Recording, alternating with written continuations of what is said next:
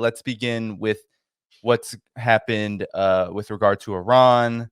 Iranian President Ebrahim Raisi has been pronounced dead, as well as Iran's foreign minister and their colleagues. This happened yesterday. There was an all-day, as of May 19th, there was an all-day search for the helicopter that departed from Azerbaijan after a meeting around a joint dam that was constructed. Maybe we can begin with you, Alexander. Your reactions to this. What is the significance of this event, especially for Iran, for the region, and for the world? Because as you said, it's been a very busy time for this region in particular. And while we don't know a lot about what exactly happened, and we might not know for quite a while, it is also just a time of really intense conflict, and Iran being at the center of it. So maybe we can begin with you, Alexander. Absolutely. Well, can I just first say that, of course, Raisi is only one figure, or was only one figure, in a very complex Iranian leadership structure. He was not the leader of Iran. The supreme leader of Iran is Grand Ayatollah Ali Khamenei, who is, of course, still there. But Khamenei is elderly, and though he seems to be fully in control and fully capable of exercising control, he's unlikely to be there for very much longer. So there's uncertainties about who his successor is going to be, which is already an issue in Iran. And now the number two man in the power structure has just gone. And that is inherently destabilizing. Over and above and beyond that, you have the fact that Raisi turned out to be a rather competent and capable president. He was a very steady pair of hands. He held the ship, if you like, on its course in Iran. He proved to be a surprisingly skillful diplomat. I say that because he didn't actually have much diplomatic experience before he became Iranian president, but he has presided over a significant improvement in Iran's relations with all its neighbors and in Iran joining the BRICS. He's also proved a surprisingly competent, in fact, maybe not so surprisingly, but he's proved a very competent manager of Iran's economy, which has been growing rapidly over the last year or so. And on top of that, he has proved very skilled at holding together and working together with all the various power centers that make up Iran's very complex political system. So he's going to be a difficult man to replace, and Iran will not want to go on the hunt to look for someone like him at a time when, as I said, the supreme leader himself is elderly and might be thinking of the day when he himself is going to go. Now, Raisi had been spoken of as a possible successor to Khamenei. Well, that clearly isn't happening, but I suspect that it was hoped and expected that he'd hold everything steady when the moment for Khamenei's departure arose. So they've lost that very important man there at the steering wheel, and they're going to have to find someone else.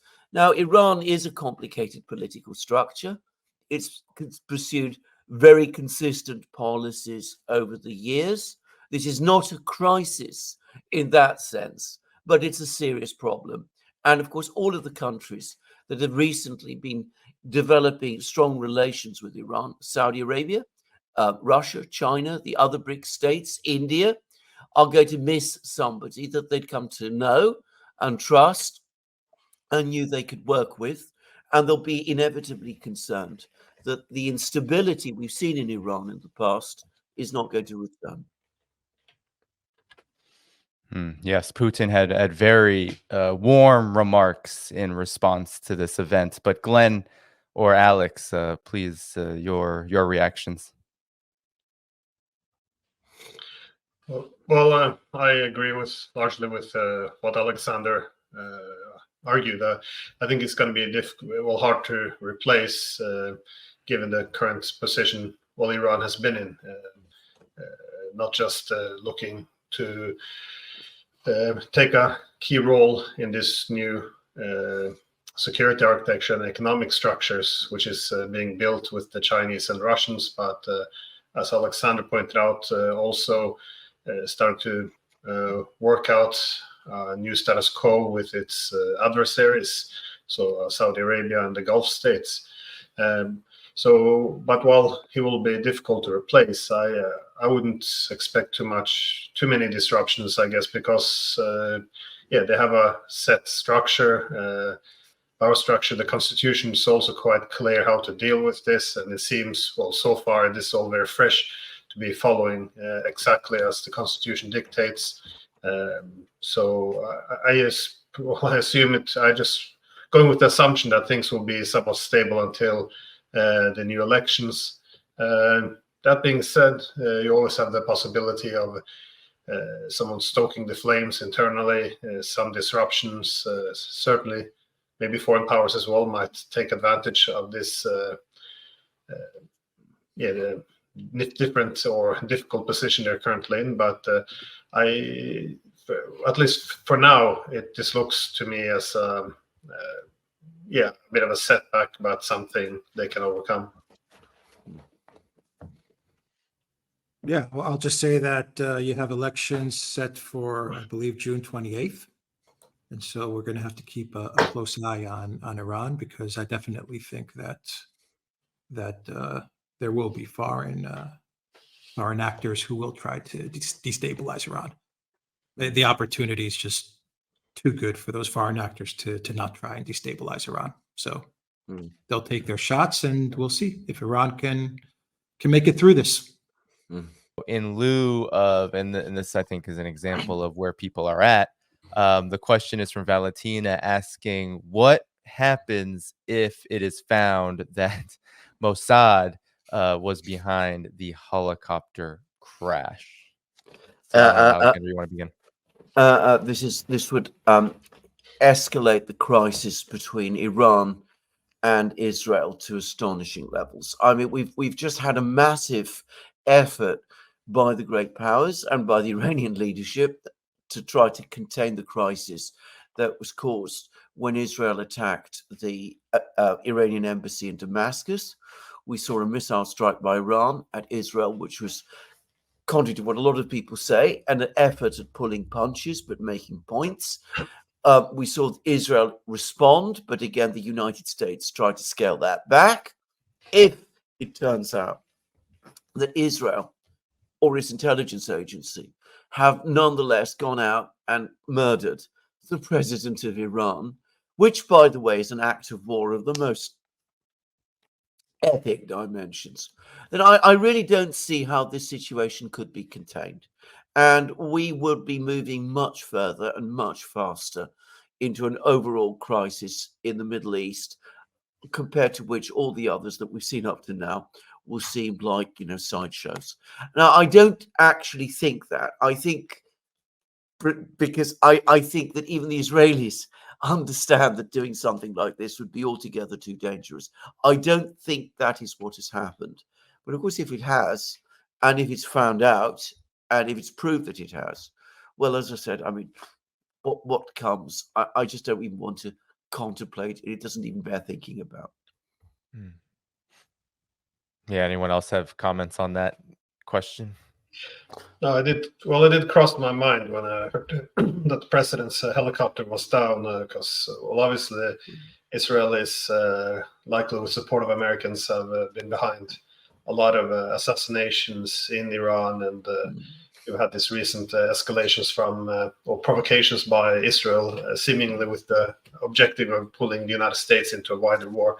So, but I think the evidence coming out so far seems so far quite clear that this would have been an accident, and I don't think they would have assassinated the president of Iran. I agree. I don't think anything could contain this anymore, and it would be an absolute horror show. But so I was very relieved to at least get this first evidence coming that this was an accident.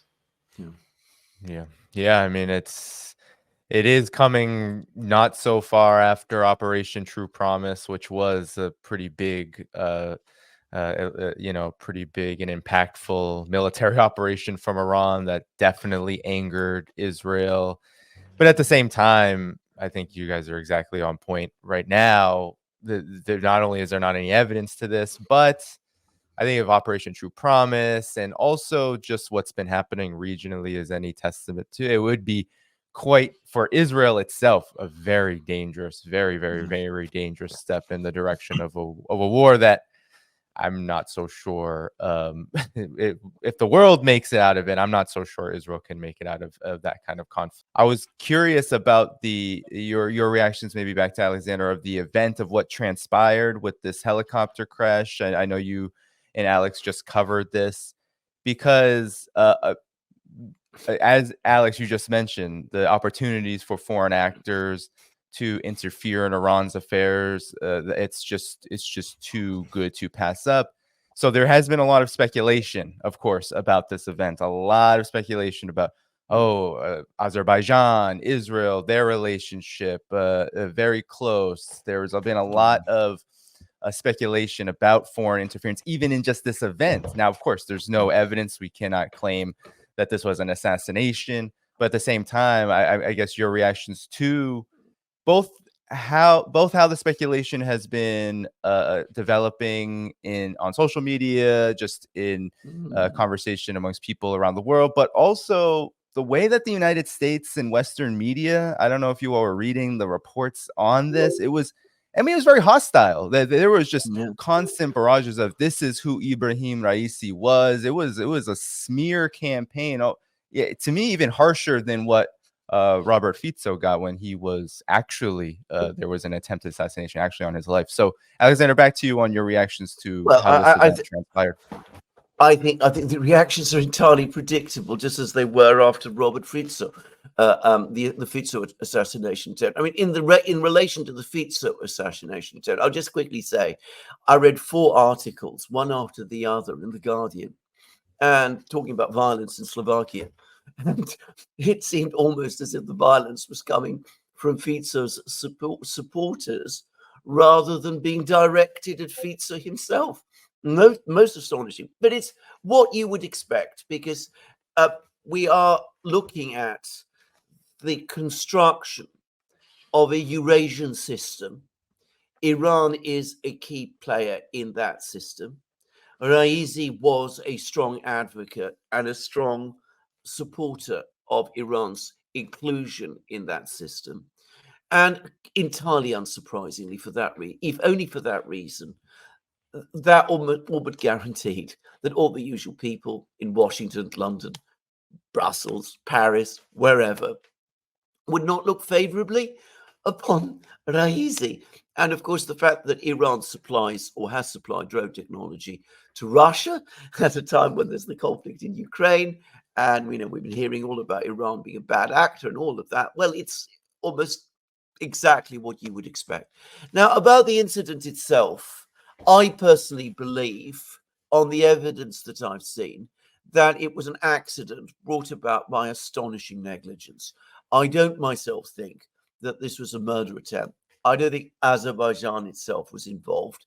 Azerbaijan has had very close relations with Israel, but these have been souring, especially as Armenia, Azerbaijan's permanent adversary and rival, has been moving closer to the West and has been improving its own relations with Israel. So I think that Azerbaijan wanted a successful summit with Raisi, and they wanted to develop good relations with Iran. I absolutely do not think that they aimed to put him out of the way. And Azerbaijan is just another one of the countries, neighboring countries around Iran, that Raisi was proving very successful in making, well, good neighbors of for Iran. So I don't think Azerbaijan was involved.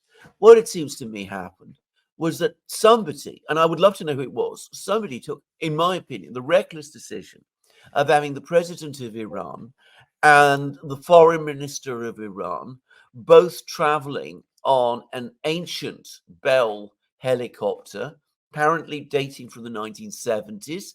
I've seen some reports suggest, flying over an extremely rugged area of countryside at a time when the climate, the weather conditions were closing in and becoming very difficult.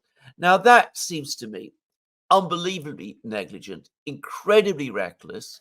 I mean, it seems astonishing that both the foreign minister and the president would be on the same helicopter. I wonder why a helicopter was used at all, actually.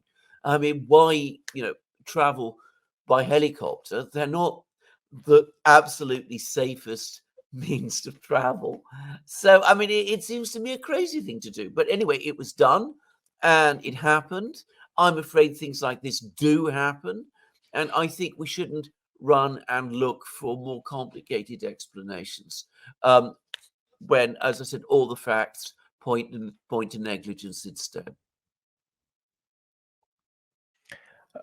Glenn, I'm wondering if you could talk about what Alexander has mentioned in terms of Iran being a key player in the integration of Eurasia. I know that you focus a lot on this aspect. So maybe you could talk about this and also some of the things that under Raisi have occurred to facilitate and accelerate that process.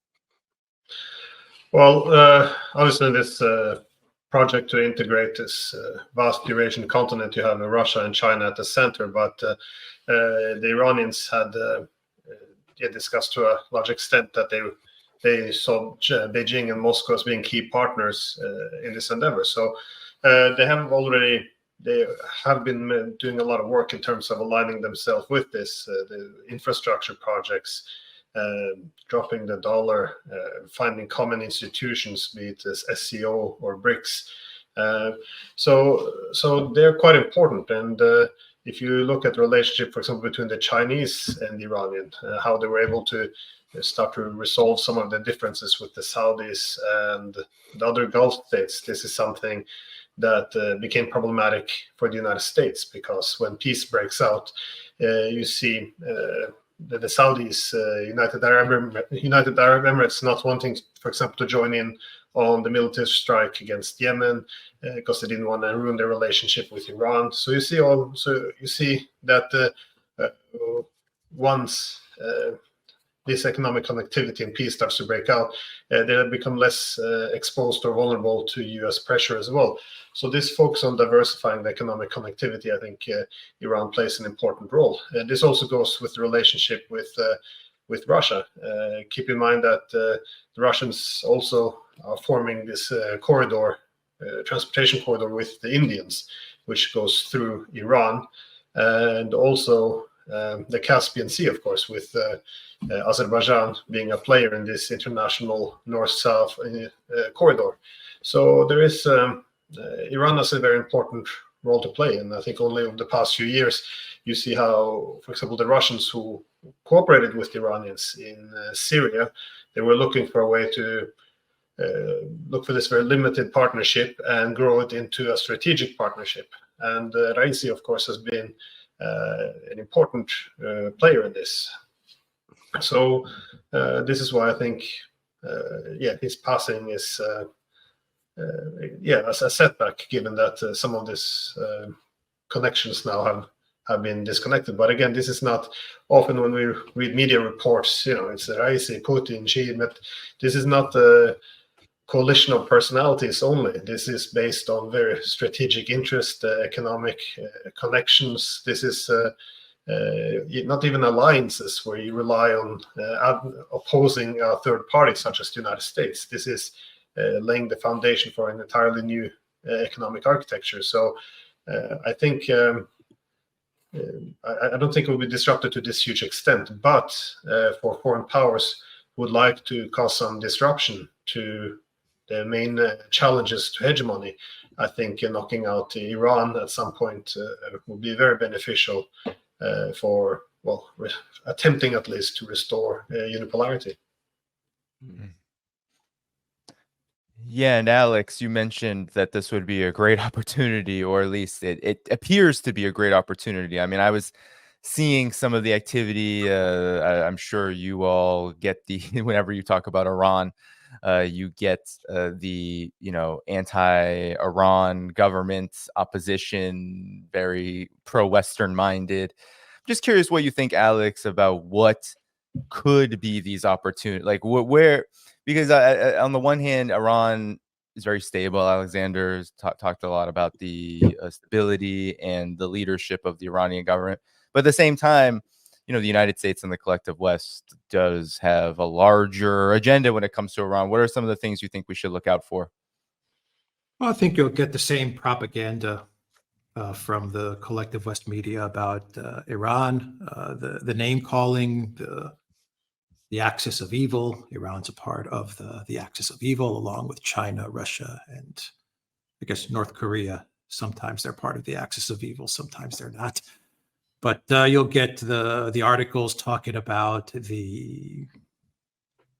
what have they labeled Raisi, the butcher of Tehran, or something like that. I mean, I was very confused about that. But you'll look. I mean, you'll get all of those narratives in the media over the next couple of weeks, and then as you get closer to the actual elections, whenever they are, if they've been postponed, I don't know, but let's just say they're on June 28th. The closer we get to the elections, we're gonna get more stories about the Iranian government and how repressive it is and all the evil things that Iran does. You'll get statements from the State Department talking about how Iran provides the drones for which Putin uses in his war, his unprovoked war of aggression. You'll get all of those statements of which the evil China is providing dual-use goods to Putin in order to fund his war machine. So I mean, you'll get all these narratives in the media, and eventually you'll start to get those forces in Iran that will be activated in order to try and get some sort of a regime change or something going the closer you get to elections. Maybe some protests, maybe something happens in Iran which ignite protests. Who knows? I mean, whatever it is, I don't think it'll be a surprise to all of us and to everyone that's watching this show today, Danny. I don't think the articles or whatever regime change events or color revolution things that go down the closer we get to the elections will surprise any of us. The question is always, can Iran deal with it? That's the question. Can Iran deal with it? Can Georgia deal with it? What's going on right now in Georgia? Can Russia deal with it? Can China deal with it?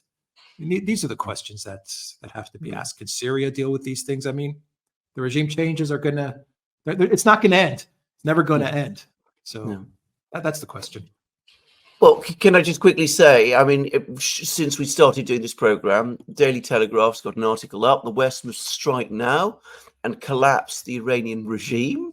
And then we read further down about, how we must reach out to the Iranian people to rally them against the Ayatollahs.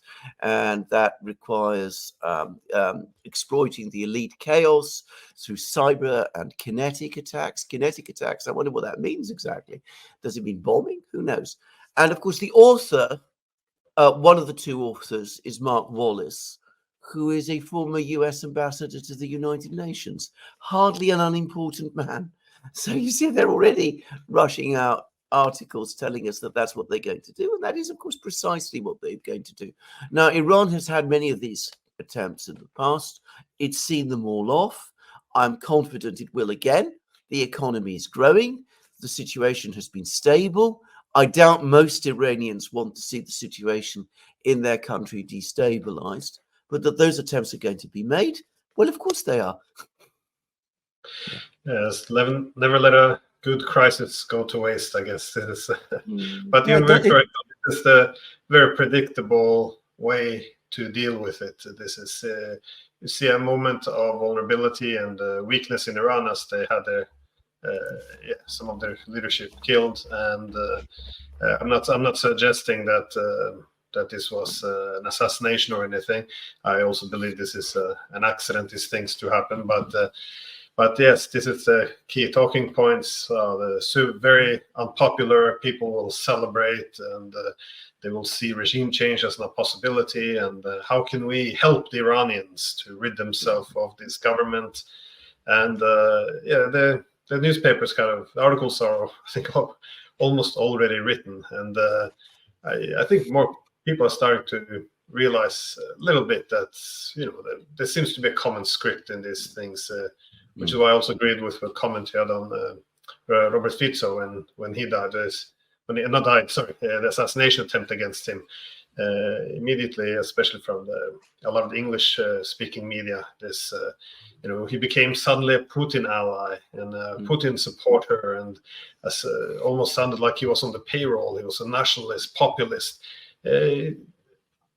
This was very close to almost applauding the attempt on his life. This is, this is what they do. They make sure that there's not too much sympathy, that if something happened, that it could have been just.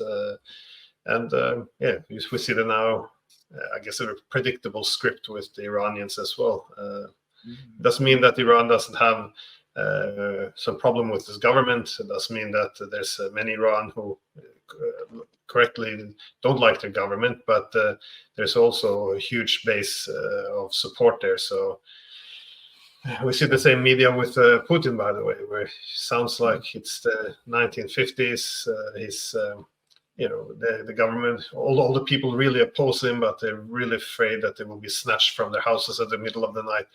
This again is I think it's the most popular leader in the world now in his own country, and nonetheless, I think we learn a lot from the media, what they want people to think as opposed to what's actually happening. Thank you for tuning in to my latest video. I appreciate all of your support.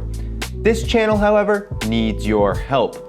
I am seeking to make this channel more sustainable in the long term and upgrade necessary equipment to ensure that this work continues onward and makes progress to give you all of the geopolitical analysis that you all deserve.